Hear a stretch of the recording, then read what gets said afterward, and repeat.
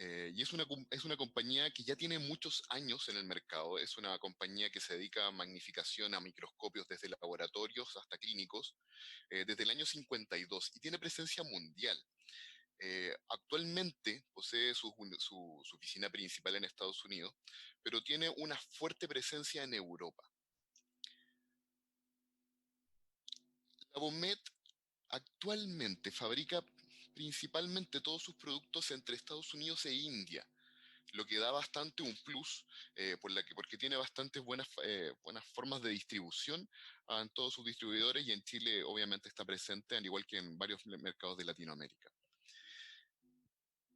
Pero déjenme empezar a hablar un poco de magnificación. Este es actualmente uno de los videos corporativos de la OMED. Lo rescaté hace muy poco de la página web de ellos y me llamó mucho la atención porque están haciendo un llamado a la naturaleza. Este colibrí y estas flores moviéndose, eso es lo que nos recuerda. Lo importante que es estar atento a estos movimientos, estar atento a cómo la naturaleza se nos presenta y nosotros trabajamos en ella. Nosotros trabajamos en esta naturaleza y de alguna u otra forma, hace algunos años, gracias al distribuidor en Chile, a Expro y a José Miguel Guilleminot, logré obtener mi primer microscopio, que fue un Labomed Prima. Claro, en esta imagen aparece con algunos detalles más. No sé si se ve el cursor, Oswald. ¿Se ve? Oswald, ¿se ve el cursor? Sí se ve, Doc. Perfecto, muchas gracias. Que es un Labomed Prima, pero que tiene algunos accesorios adicionales como el divisor para cámara fotográfica.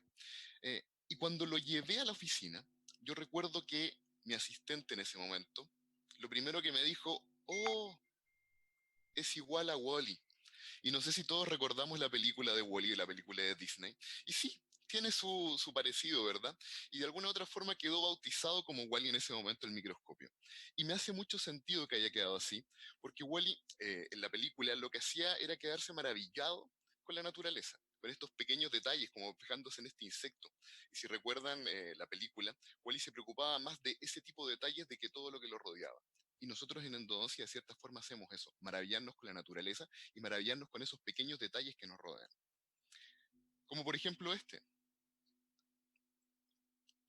un acceso de un diente que estaba con bastante dolor, y miren la pulsación desde el interior.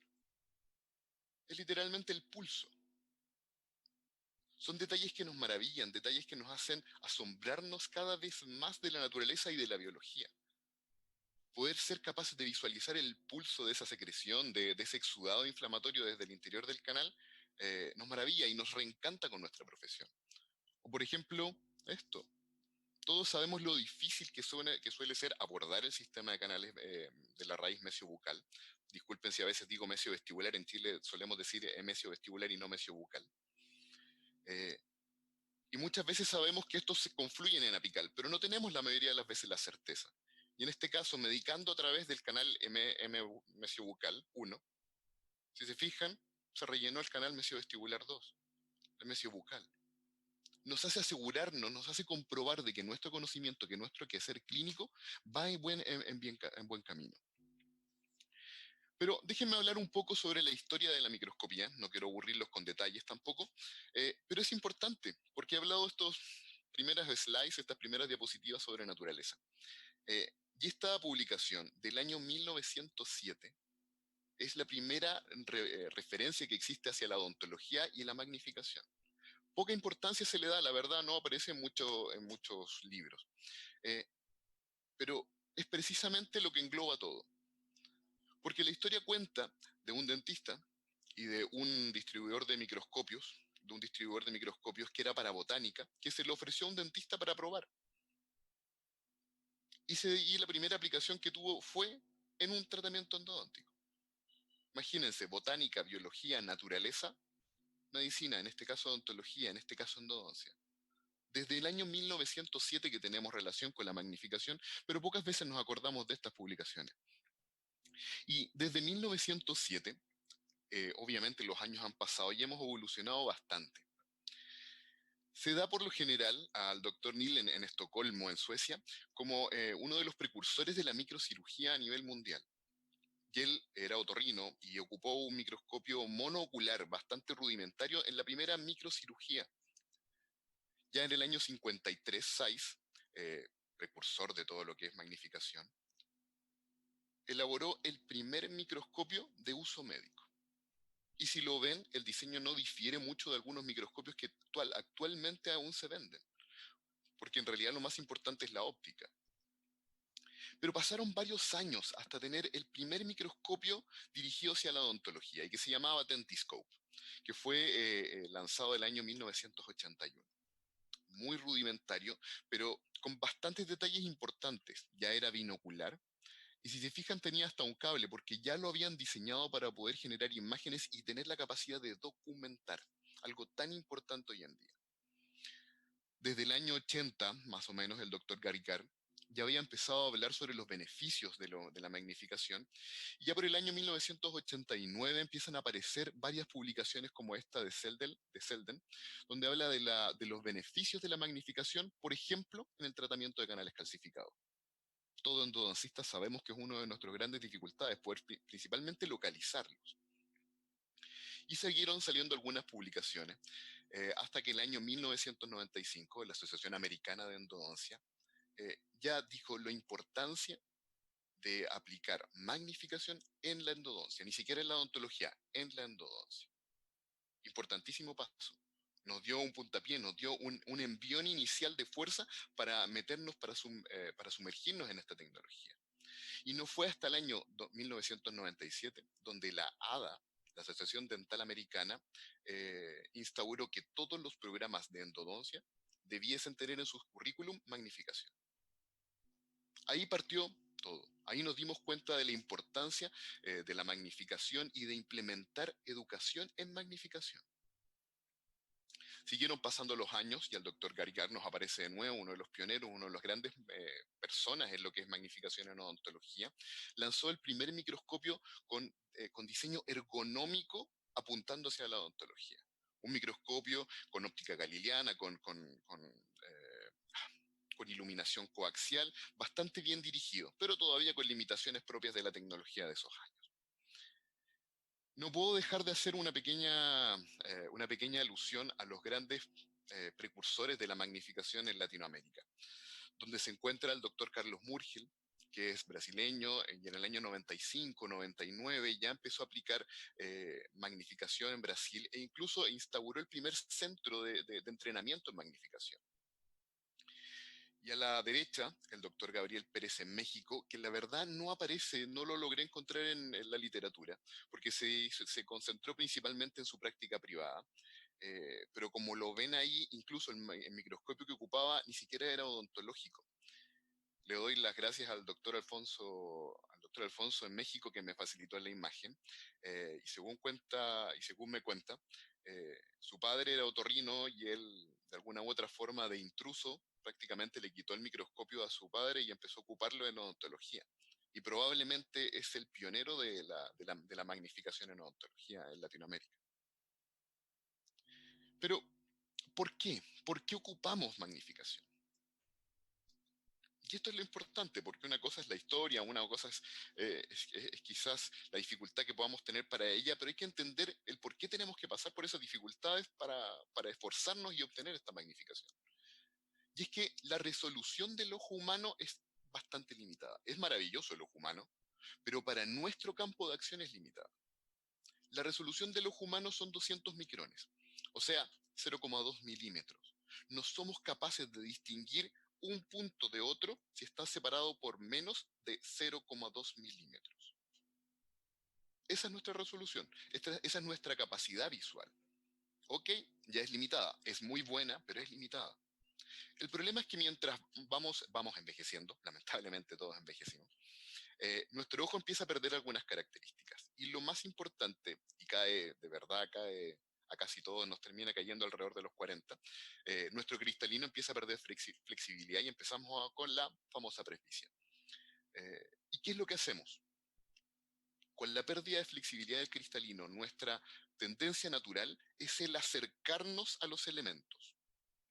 ¿Para qué acercarnos? Para aumentar la resolución de nuestros ojos. La resolución que perdimos por la pérdida de flexibilidad la tratamos de retomar al acercarnos, con todos los riesgos, en este caso de bioseguridad, que implica el estar cada día más cerca de un paciente. Pero además tiene otro problema. Mientras más nos acercamos al paciente para mejorar nuestra resolución, obligamos a la musculatura del ojo, sobre todo al recto interno o recto medial, a contraerse y hacer que los ojos confluyan, tengan convergencia. Mientras más cerca, más obligamos a nuestros ojos a converger. Y ahí es donde no solamente tenemos problemas de resolución, sino que empezamos con problemas de cansancio óptico, porque nuestra musculatura ocular la vemos sobreexigida. De alguna u otra forma, yo siempre he sentido que los dentistas estamos así. Estamos absolutamente ciegos. Nosotros creemos que estamos haciendo las cosas bien. Y cuando uno se mete en el mundo de la magnificación, se da cuenta de que quizás esa frase de que quizás la odontología funciona porque la biología es maravillosa es cierta. Porque no vemos lo que estamos haciendo. Creemos estar haciendo lo correcto en muchas ocasiones. Pero estamos muy distantes de eso. Muy, muy distantes. Y entonces llegamos al primer punto de la magnificación, de los microscopios. Generalmente los microscopios tienen pasos de aumento, como se denominan, y por lo general están determinados con algunos números. Y esos números, por lo general en los microscopios, hay algunos otros que los identifican con letras, parten en 0,4, 0,6, 1, 1,6 y 2,5. Pero esa no es la magnificación real, porque la magnificación real depende de una ecuación donde se incluyen no solamente el magnificador final, el número de acá arriba, sino que también se representa por la magnificación que nos dan los oculares, nuestra distancia de trabajo y nuestra distancia focal, como es la ecuación que aparece allá abajo. De tal forma que, por lo general, insisto, esto depende exclusivamente de cada equipo, el 0,4 anda en un alrededor de un 3 por de magnificación, 0,6 un 5%, un 1 un 9 por, un 1,6 un 14 por, y el 2,5 prácticamente un 21 por de magnificación. Pero llevémoslo un poco más a terreno a esto, porque uno habla de números y uno dice hasta 21 por, ya es bastante, pero ¿qué tanto significa eso en la práctica clínica? Soy endodoncista, me imagino que la mayoría de ustedes están aquí y son endodoncistas por el título de la presentación. Todos ocupamos nuestra querida Lima 10, que la ocupamos básicamente siempre. Cada vez que nos enfrentamos en un canal calcificado o un canal un poco estrecho, es nuestra mejor amiga. Y una lima 10 en su punta, en su diámetro que le confiere el nombre a la lima, mide 0,1 milímetros.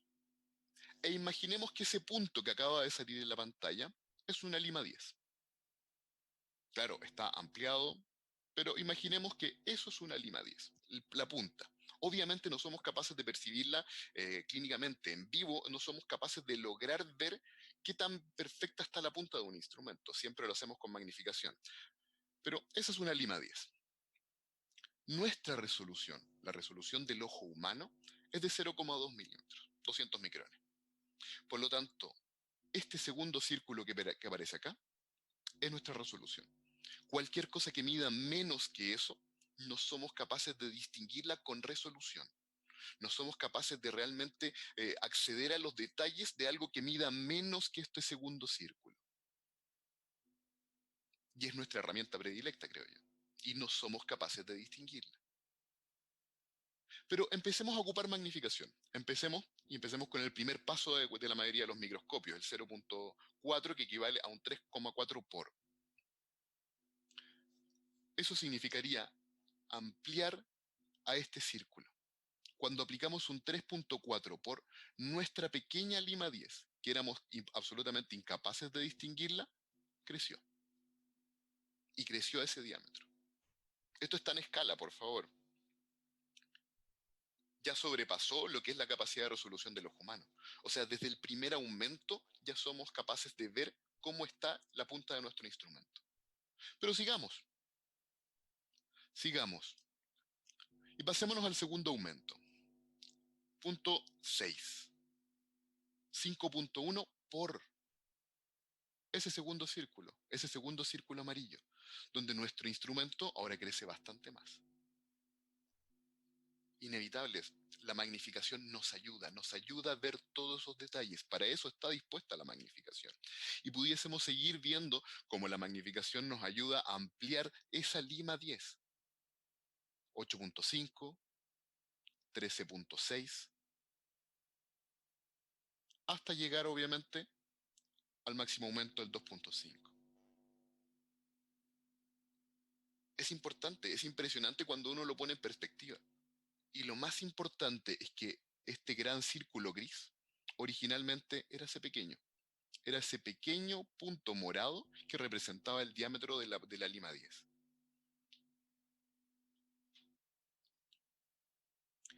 Pero los microscopios no son solamente magnificación. Cuando uno habla de mucha magnificación, también significa que necesita mucha iluminación. Y la iluminación en los microscopios no es cualquiera. La iluminación correcta debe ser coaxial. Y con coaxial me refiero a la capacidad, no a la capacidad, sino que a la distribución de la luz de tal forma que caiga exactamente, como aparece aquí, en el mismo eje en que nuestros ojos están visualizando. Y eso es tremendamente importante porque pues, nos permite tener imágenes sin sombras.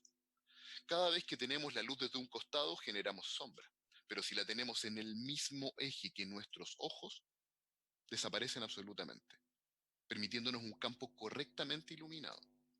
Pero no solamente es importante la coaxialidad de la luz, sino que hay otros detalles importantes como la ubicación de la fuente o el tipo de luz que tiene nuestro microscopio. Por ejemplo, miren esa imagen. Existen muchos microscopios que son elaborados para otros propósitos, con otros objetivos que han tratado de adaptar a la odontología.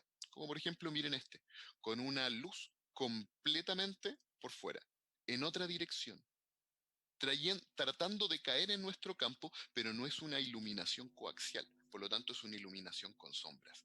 Estos equipos no nos sirven a nosotros. Pero estábamos hablando de la iluminación y una de las cosas importantes que les dije es la ubicación de la fuente de poder, la fuente de luz. Y para mi gusto lo mejor es que la fuente de luz se encuentre en el brazo. ¿Por qué es tan importante esto? Porque al encontrarse la fuente de luz en el brazo, toda luz genera algo de temperatura, algo de calor. Y si yo la tengo lejos de mi cabezal del equipo, lejos de mí, lejos de mi paciente, voy a percibir mucho menos este aumento de temperatura y además permite fuentes de poder un poco más grandes. Antiguamente, con los primeros microscopios con fuentes de luces halógenas, esto era importantísimo. Hoy en día, afortunadamente, gracias a otras tecnologías como las LED, se ha permitido tener la fuente de luz en el cabezal del microscopio, pero igual se ve un poco limitada en capacidad. Otro punto importante es la temperatura del color.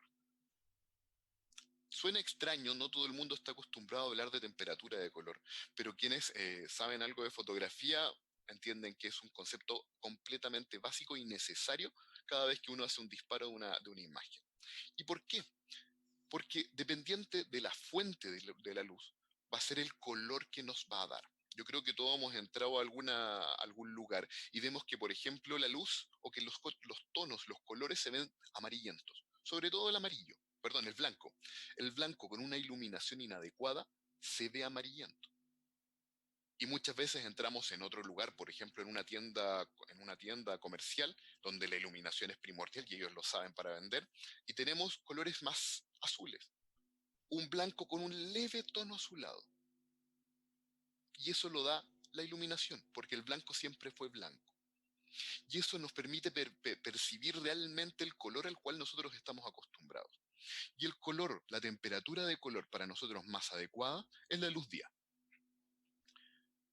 La temperatura de color se mide en grados Kelvin y por lo general se dice que la luz del día, la luz a pleno día, no un día nublado, por favor, se encuentra alrededor de los 5500, 5700 grados Kelvin, tal cual aparece aquí. Los primeros microscopios ocuparon luz halógena y la luz halógena se encuentra en los 3300 o 1400 grados Kelvin. Y los que alguna vez pusieron sus ojos sobre oculares con microscopios con luces halógenas, veían todo con un tono amarillento, propio de la luz. Y ese tono amarillento nos distraía porque nos hacía sentir de que no estábamos viendo algo real, porque nuestro cerebro asume que el color era distinto. y si nos entrega una visual con un color completamente amarillento, empezamos a dudar un poco de lo que hacemos. La tecnología fue evolucionando y empezaron a hacer algunas derivaciones o evoluciones de la luz halógena, como el alurometal, que se encuentra un poco más arriba, más cercano a los 4000, 3500 o 3700 grados Kelvin, pero todavía se encuentra completamente distante de la luz día. Afortunadamente, apareció la luz LED. Y la luz LED tiene un amplio rango de grados de temperatura. Hay desde los 4500 hasta los 5700, como es en el caso de la iluminación de los microscopios de la OMED, que está prácticamente al lado de la luz día, acercándonos mucho nuestro color al color que nosotros tenemos almacenado en nuestro cerebro. Y existe otro tipo de luz, de otro tipo de iluminación, que es la luz xenón, que se encuentra por sobre la luz día, que durante muchos años se consideró la óptima. Afortunadamente la luz LED se ha ido acercando cada vez más a esta temperatura de color, a esta temperatura de color. Perdón, Oswald, ¿pasó algo? ¿Se cayó? Pero ¿estamos bien? Sí, todo bien. Sí. Perfecto, perfecto. Entonces, si quieres me retraso un poco. No, todo está bien. Perfecto. Entonces, estaba hablando de las luces, de la temperatura de luz, y que afortunadamente la luz LED se ha acercado bastante a la luz xenón. ¿Y por qué digo que es tan importante esto? Y es una de las cosas que uno tiene que considerar al momento de elegir la fuente de iluminación de su microscopio. Una luz halógena, una ampolleta, un bombillo, no sé cómo se dirá en todos los países de Latinoamérica, la fuente de luz propia, la ampolleta, dura alrededor de 300 horas, porque genera demasiado calor, tiene demasiada pérdida, y eso hace que la ampolleta dure muy poco. Mientras que la luz xenón dura alrededor de 3000 horas, muchísimas más, pero el LED 30.000.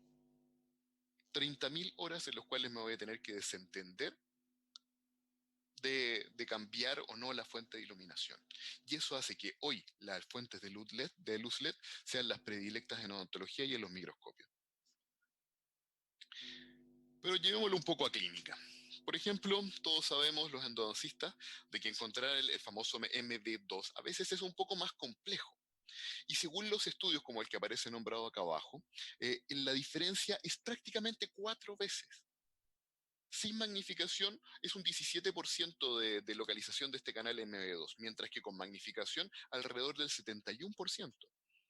Y es lo que ocurre, por ejemplo, en este caso, donde se encuentra el MB2, porque uno ya sospecha al ver con magnificación ese pequeño surco, esa pequeña hendidura, que nos hace sospechar de su existencia. Ok, perfecto. Hasta ahí vamos bien. Vamos muy bien. Encontramos nuestro querido canal MB2, que es responsable de alguna de los fracasos endodónticos. Pero con magnificación a veces uno logra percibir que esta hendidura, que este surco, se extiende un poco más allá.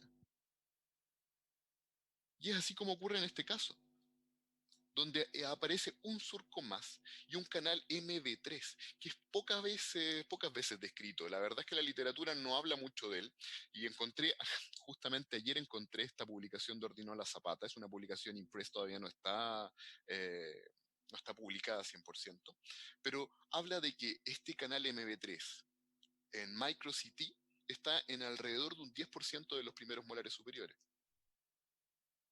Sin magnificación, imposible ni siquiera buscarlo, pensar de su existencia.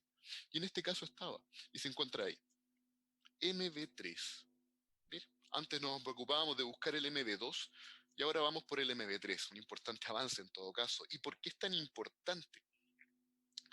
Porque el pronóstico de un diente que fue completamente, perdón, el pronóstico eh, aumenta la posibilidad en 3 veces la posibilidad de tener lesión asociada a una raíz cuando es compleja.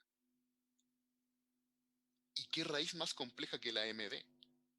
Si no soy capaz de abordar la integridad del sistema de canales radiculares de esta raíz MD, 3% más, 3 por de posibilidad de tener una lesión en este molar. Por lo tanto, el pronóstico también influye, no solamente un tema clínico y de satisfacción personal. El pronóstico, el outcome de este diente y de nuestro paciente va a mejorar. Y es así como, por ejemplo, vamos a seguir y ver este caso, donde la clásica causa de fracaso de los primeros molares superiores es que no localizaron el querido canal MB2. Como les dije, en Chile muchas veces hablamos de mesio vestibular, por eso que aquí está puesto como MB con V y no con B de bucal.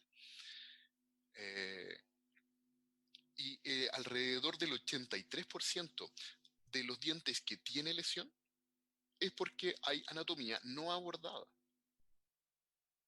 Y si nosotros aumentamos a 71% la posibilidad de encontrar los canales, obviamente estas lesiones en estos canales no abordados van a disminuir un montón. A mí me gusta mucho en lo personal hacer retratamientos selectivos, sobre todo cuando tengo una tomografía como para poder apoyarme y decidir si realmente la lesión, la periodontitis apical se encuentra en una o dos o en las tres raíces. En este caso se encontraba en uno. Por lo tanto, para mí los acercamientos y los accesos mínimamente invasivos o máximamente conservadores, me parecen tremendamente importantes. Y este es el mismo caso a través de una corona metal porcelana, un acceso donde de cierta forma la fortuna nos ayuda y nos permite caer y visualizar exactamente la posición, la entrada del canal MB. Y ahí está el MB2, a través de ese pequeño acceso, selectivo para localizar el problema de este molar. ¿Qué sentido tenía retirar toda la corona, desarmar completamente el tratamiento endodóntico, si el resto de las raíces no tenía lesión? Ninguna, a mi entender. Por lo tanto, los retratamientos selectivos me parecen una muy buena opción y la magnificación nos ayuda muchísimo a ello. Y aquí está el video. Ahí si se fijan, todavía no está en foco la superficie. El punto naranja obviamente era el MB1 y hacia el costado MB2. A través de esa pequeña perforación, de esa pequeña comunicación que claramente es el diámetro de la fresa y nada más. Eso es magnificación, eso es iluminación en la clínica. Pero no solamente nos ofrece eso la posibilidad de ocupar microscopio, sino que tenemos otros beneficios importantes. El 64 a 93% de los dentistas tienen o han sufrido problemas musculoesqueléticos. E incluso la literatura habla del detrimento económico que significa para un dentista dejar de trabajar por culpa de problemas musculares y articulares. Es un número importantísimo. Es un número que golpea. 93%, prácticamente la totalidad de todos los colegas tienen problemas, sobre todo en la espalda. Y los responsables en todo caso somos nosotros mismos. ¿Por qué? Porque incluso las encuestas de la AA indican que los estudiantes universitarios dicen en un 63% de que no han recibido la adecuada educación en ergonomía. Tenemos que hacernos cargo de eso, al menos yo como docente espero poder hacerlo. Y vemos casos como esto, una imagen sacada de la literatura, donde se ve cómo exigimos nuestra columna vertebral para acercarnos, para prácticamente encorvarnos, doblarnos sobre el paciente para poder visualizar mejor, por estos mismos detalles que yo les explicaba antes, por esta incapacidad de nuestro cristalino que va perdiendo la capacidad de acomodarse y nos vamos acercando cada vez más. Vamos terminando cada vez más encima del paciente con los problemas obviamente de columna, de convergencia ocular y los problemas de bioseguridad. Es importante, es dramático la verdad. Y muchas veces la realidad es aún peor, porque esta es una imagen sacada de la literatura y este es un alumno. Este es un alumno mío de hace unos años, aprovecho a mandarle saludos al doctor Arriagada, que cuando me di cuenta que la imagen calzaba perfectamente como está descrito en la literatura, uno se da cuenta de que el problema es real. Y por favor, es real. El 63% de los dentistas tiene problemas a la columna versus el 17% de la población que no lo es. Es un problema real, es un problema tremendo que tenemos en la población. Claro, aquí el doctor Arriagada en ese momento estaba estudiando, había tiempo para corregirlo y además él tenía un problema, él medía como 1,80 m, entonces se tenía que encorvar más sobre los pacientes. Y el microscopio entonces no solamente nos ofrece magnificación e iluminación, nos ofrece ergonomía. 8 horas trabajando como la imagen de la izquierda, con la columna completamente doblada, encorvado sobre el paciente, obviamente va a terminar cortando por algún lado. Y en lo que termina cortándose es nuestra propia salud, nuestra propia capacidad de seguir trabajando por largas jornadas. Nuestra profesión ya es compleja, pero si nosotros la complejizamos aún más y la hacemos, entre comillas, más insalubre, vamos a cortar nuestra capacidad de vida útil. Mientras que cuando empezamos a trabajar con magnificación, nuestra postura mejora.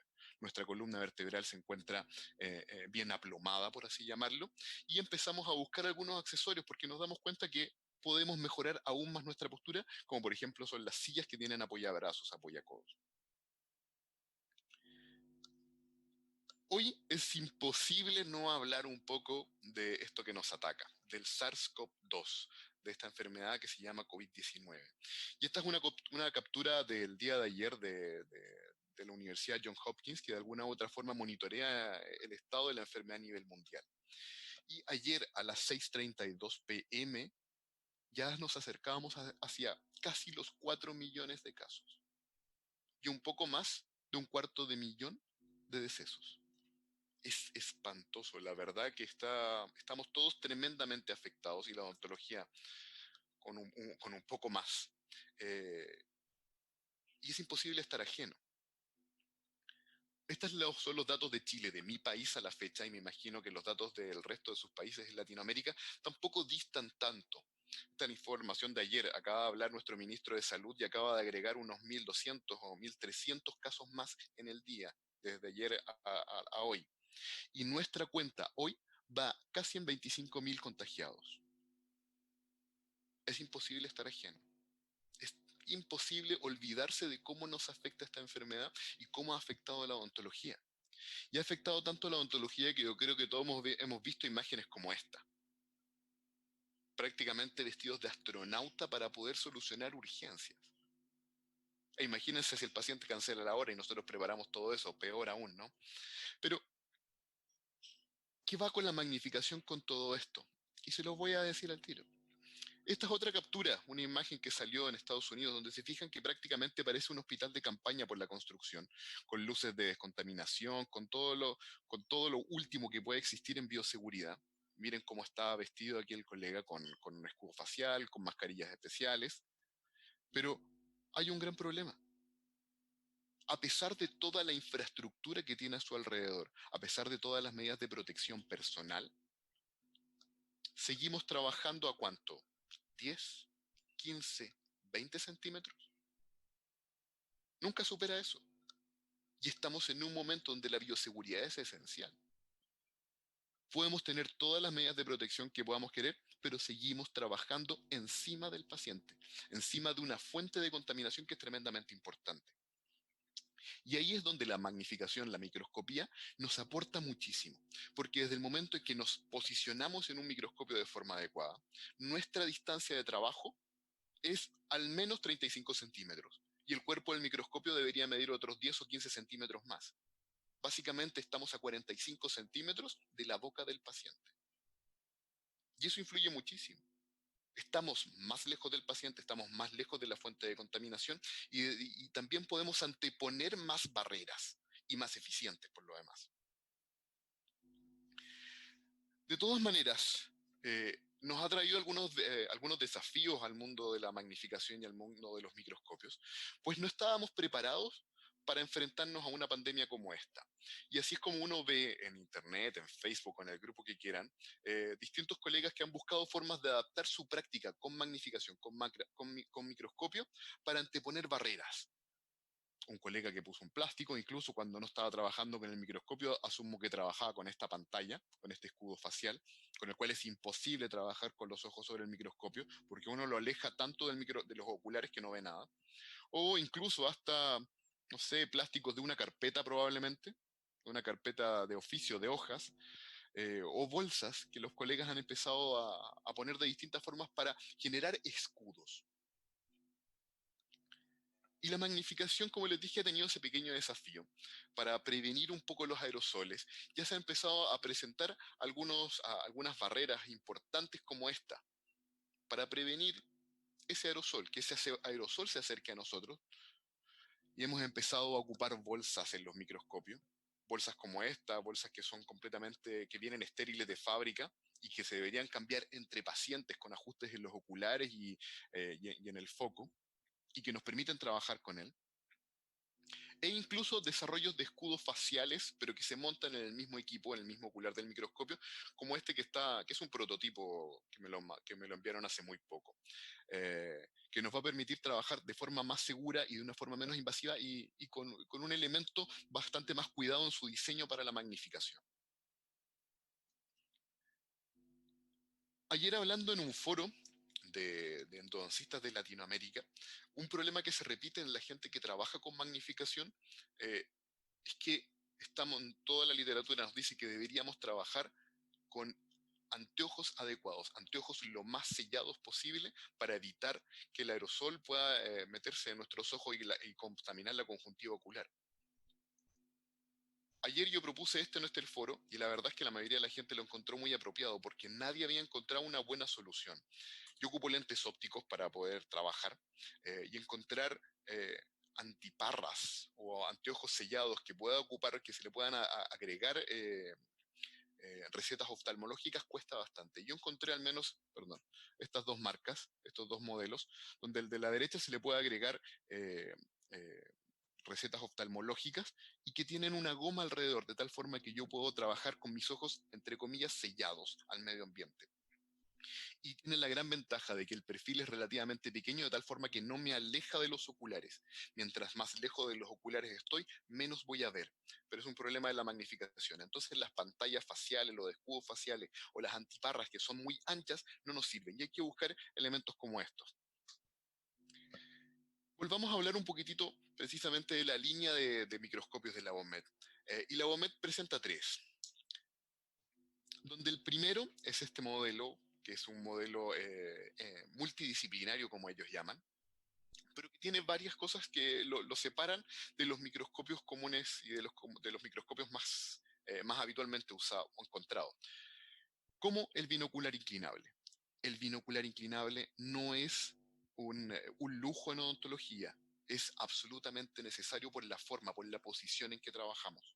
Es necesario tener un buen binocular inclinable con un buen rango de inclinación como este. Este microscopio, el primero de la línea, tiene tres pasos de magnificación 0,6, 1 y 1,6 y una fuente de luz de 75.000 lux, que es más pequeña de los microscopios, más grandes de la misma línea. Pero recuerden un pequeño detalle. Las luces de las unidades dentales, de los sillones dentales, actualmente de los muy buenos sillones dentales, alcanzan generalmente los 40.000 lux. Y esta, a pesar de ser la fuente más pequeña de este microscopio, ya tiene prácticamente el doble. La verdad es que es un muy buen microscopio y tiene la fuente de luz, la fuente de iluminación ubicada en el mismo cabezal. Pero sirve. Y la verdad tuve la posibilidad de ocuparlo cuando llegó al menos a Chile, me lo prestaron y me tocó realizar este caso. Y es un caso de operatoria, es un caso de rehabilitación, pero fue un caso complejo porque el paciente era complejo. El peor paciente que se puedan imaginar, siempre un dentista, es siempre un colega, y este era un colega. Y no era un dentista común y corriente, además era endodoncista. Entonces sabía la importancia de cuidar la vitalidad de su pulpa. Y llegó con esa cavidad, con esa enorme cavidad prácticamente inmediata a la cámara pulpar en la radiografía. Y que la magnificación nos permite delimitar el daño, saber exactamente hacia dónde llegar, hasta dónde sacar más o menos dentina, para ser lo más conservadores posible. En este caso es un explorador, una sonda. Muchas veces la literatura la desaconseja por el riesgo de perforar, de comunicar. Pero en este caso no estoy puncionando, simplemente estoy arrastrando un poco la dentina que se desprendía. Esa capacidad de poder delimitar, de poder observar, de no solamente sentir, sino que agregar información a nuestro cerebro, además de la táctil, agregar información visual, nos hace ser mucho más conservadores cuando debemos serlo. Y eso nos permite dejar cavidades completamente limpias, a pesar de estar muy cercano a la cámara pulpar, como se ve aquí, por el reflejo, el tono medio rojizo que sale, que nos indica que la pulpa ya se encontraba muy cercana. Afortunadamente el caso se logró hacer sin hacer el tratamiento endodóntico. No me dedico a hacer rehabilitación, por favor no critiquen mi resina. Pero veo constantemente a la colega y la colega lleva como 2 o 3 años con él y el caso está perfecto. Eso nos permite la magnificación, no solamente endodoncia, sino que también nos permite hacer rehabilitación. El segundo equipo de la línea es el Prima DNT, que tiene algunos accesorios más. Primero, tiene 5 pasos, al contrario de 3 como el microscopio anterior. Tiene uno más al principio y uno más al final. Y una fuente de luz con un poquito más de poder, 100.000 lux. Y el resto de las características son más o menos similares, presentando un filtro verde, en el caso de cirugías, que evita el reflejo de la sangre sobre todo, y el amarillo, que es para evitar que se polimericen las resinas cuando estamos haciendo operatorio. Todos los microscopios de la Bomet pueden ocupar los mismos accesorios. Todos son compatibles entre ellos. Y me voy a detener un poquitito más en esto. Aquí Oswald, el representante de la OMED, me acaba de hacer un comentario y me acaba de corregir. Lo siento, Oswald. Actualmente trabajan con una fuente de 120.000 lux. Aún mejor. Es la nueva fuente de poder. Voy a cobrarte la palabra, estimado, ¿ya? La próxima vez será 120.000 lux entonces. Pero esta es la línea de accesorios. La verdad es que hay bastante más, pero estos son los más importantes. Desde el divisor de luz inclinado que nos permite adicionar equipos de captura, equipos de documentación, como este codo para adaptar una cámara fotográfica, o este plato de rotación que nos permite rotar el binocular independiente del cuerpo del microscopio, o este diafragma de doble iris que nos permite jugar un poco con la fotografía y con la profundidad de campo, pero que es un tema en el cual no vamos a entrar ahora.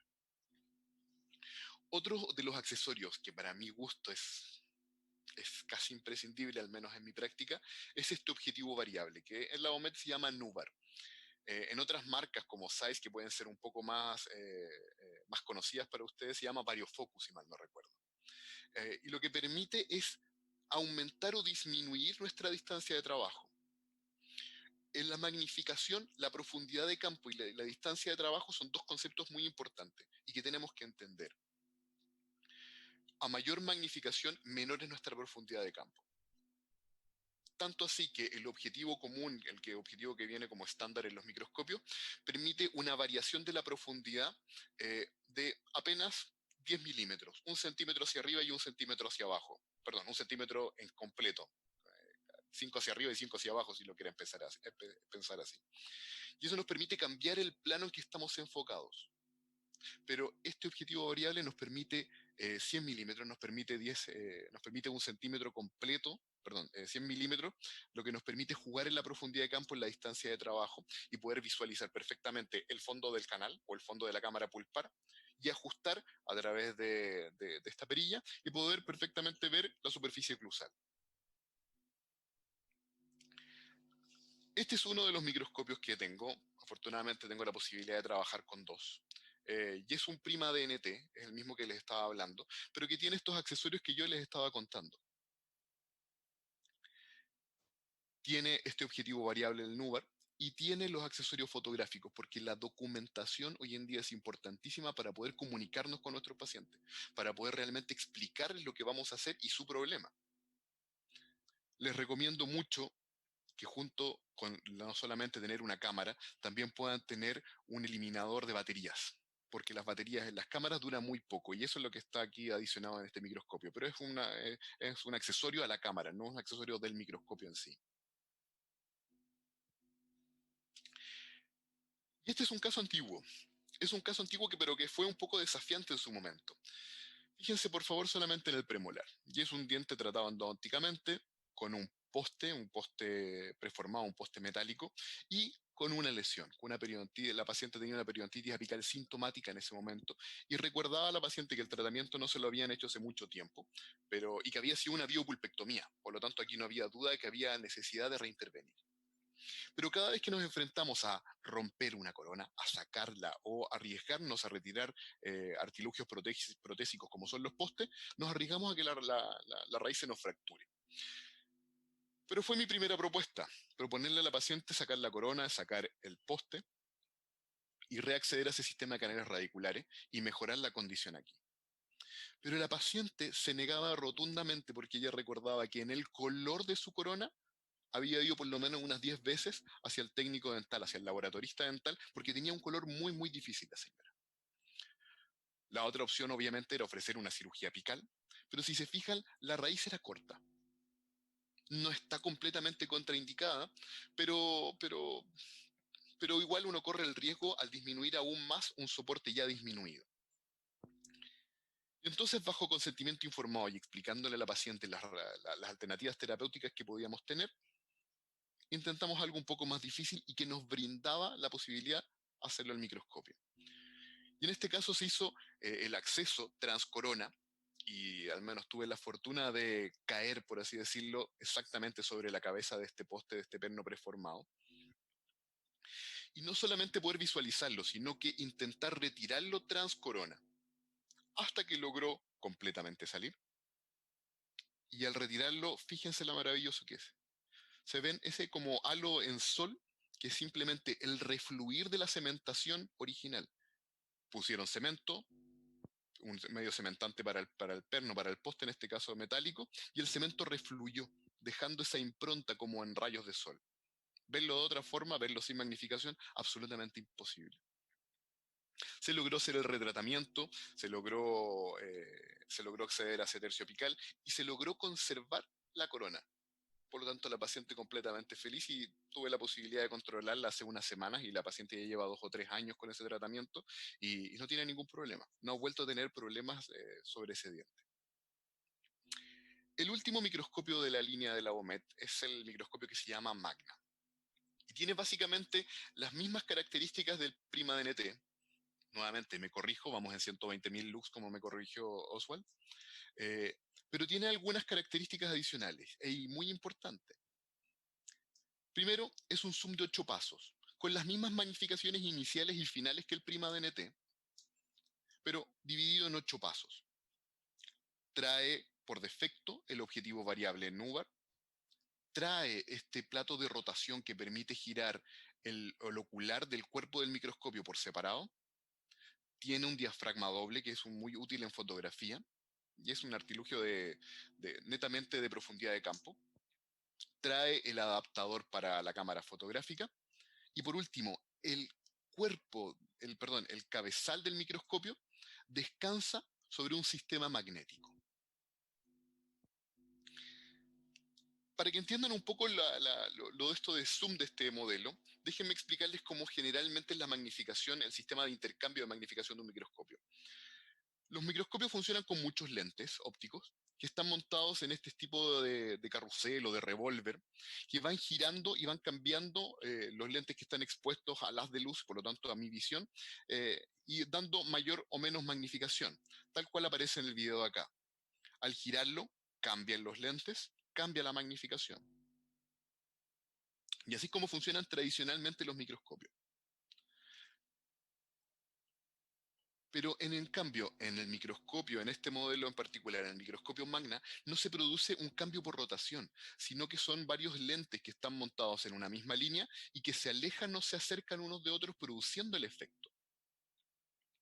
¿Qué gran ventaja tiene esto?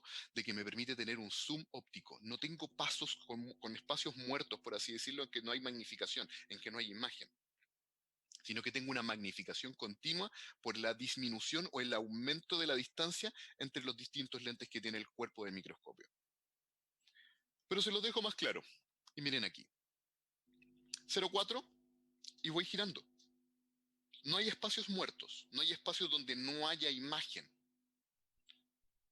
Y ahí están todos los pasos demarcados, porque el equipo además tiene la posibilidad de, apretando ese pequeño botón rojo que está ahí, en que estos pasos que suenan, que se sienten un poco más marcados, desaparezcan, de tal forma que sea completamente continuo como aparece en la imagen.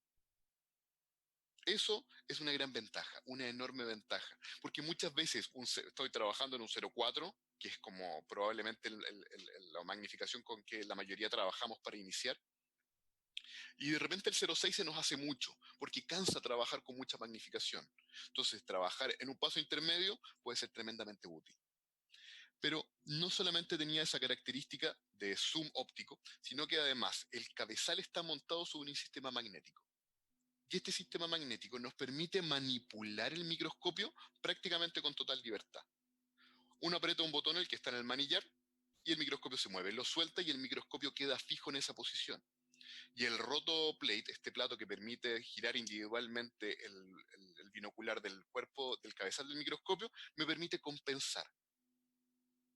De tal forma que siempre voy a trabajar con buena postura de frente a mi microscopio, con los ojos horizontales, mirando prácticamente el infinito gracias a la óptica del microscopio.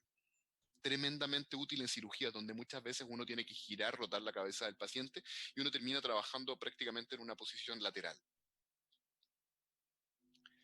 Déjenme mostrarles otro caso, un caso de un fracaso endodóntico reciente, donde hubo una fractura de un instrumento en este canal mesiobucal.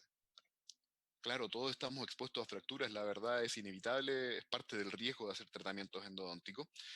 Y aquí era predecible por la curvatura que presentaba esta raíz. Miren en la tomografía, una gran curvatura.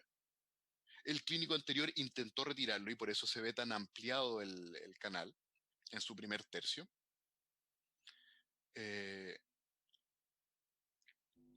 Pero con magnificación logramos acceder, eliminar la gutapercha que se encontraba en su primer tercio y visualizar el instrumento. Visualizarlo, liberarlo, hasta que simplemente pudimos retirarlo del canal. Y al retirarlo podemos acceder a esa anatomía que no es que haya estado inadvertida, sino que simplemente era inaccesible por culpa de este trozo de instrumento que se encontraba retenido al interior del sistema de canales radiculares. Y así logramos acceder y obturar ese restante del sistema de canales radiculares, incluso a pesar de la curvatura. O por ejemplo, miren ese caso. Un caso de una paciente, disculpen la imagen, no salió adecuada la radiografía. Una historia de una paciente con 10 sesiones yendo a su tratamiento endodóntico y siempre se quejaba de que continuaba con dolor y no podían solucionarlo.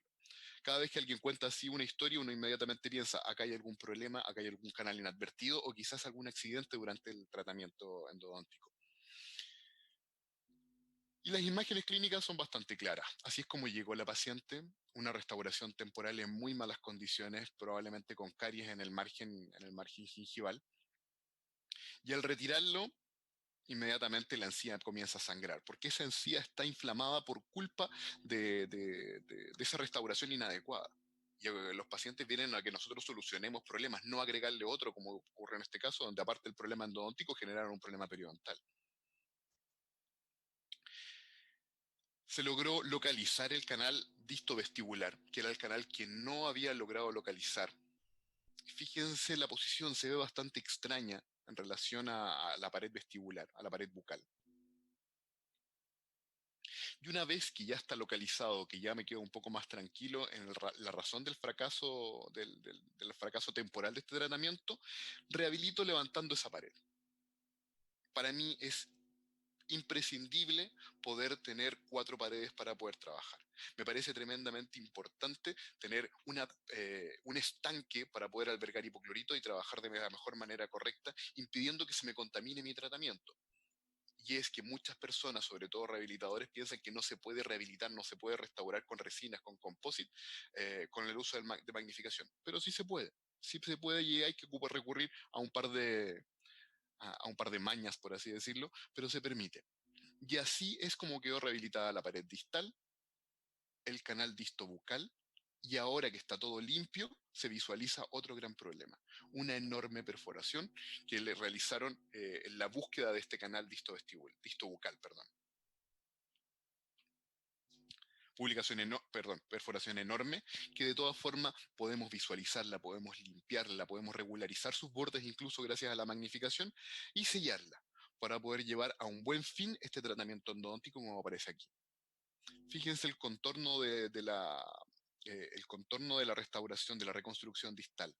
Perfecto.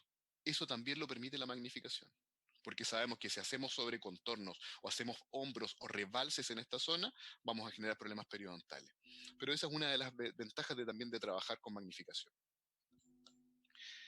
Este es un training center que tiene Labomed en Europa, si mal no recuerdo está en los Países Bajos, actualmente Países Bajos, antiguamente lo llamábamos simplemente Holanda, y que me encantaría conocer, así que Oswald te la dejo ahí, para que algún día me invites cuando podamos viajar. Claro, Pero con gusto. Pero afortunadamente en Latinoamérica no estamos tan distantes y ya tenemos la BOMED tiene montados dos centros de entrenamiento. Dentales Antioquia tiene uno montado en Colombia y si lo ven se ve maravilloso. La verdad no he tenido la posibilidad de conocerlo.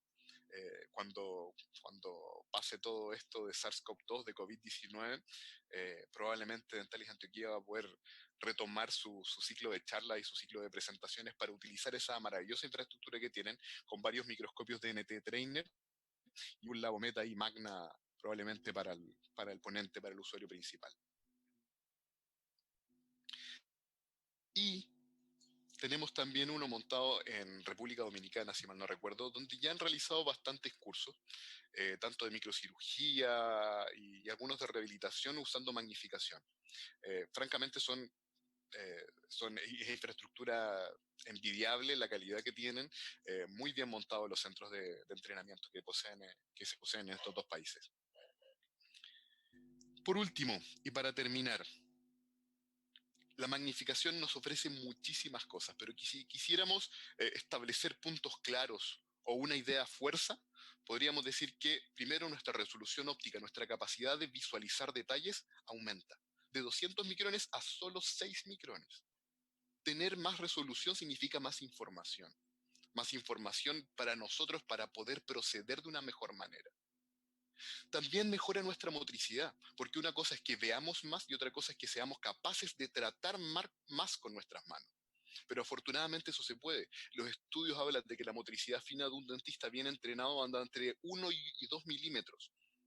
Con magnificación, con el tiempo la motricidad fina se disminuye a 0,5 milímetros o incluso menos en algunos reportes. Magnificación es ergonomía, es bioseguridad y un tema del que prácticamente no tuvimos tiempo de hablar es documentación y comunicación. Comunicar a nuestro paciente lo que estamos haciendo y las razones del tratamiento para que nuestro paciente se sienta más confiado y comprenda realmente las dificultades de nuestro tratamiento, se agradece muchísimo. Y eso es todo lo que quería contarles. Muchas gracias